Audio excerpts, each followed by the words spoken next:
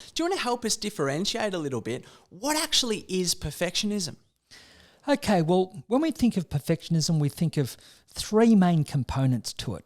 And one does get back to the unrelenting standards. So what we might look at in terms of expectations, our expectations being unrealistically high or rigid. Now, if our expectations are unrealistically high, then we're likely setting ourselves up for failure.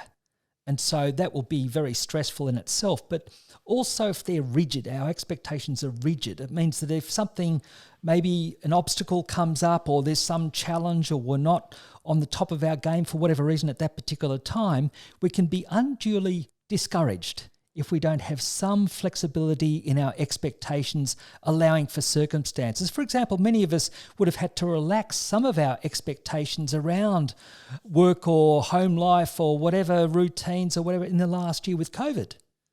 If we expected to perform in just the same ways as we had prior, then we could be getting caught up with rigid expectations.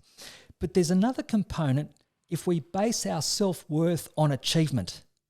So there's this notion, for me to feel good about myself, for me to feel that I'm doing things more than good enough or in a way that's acceptable to me, well, then I have to strive at this very high level.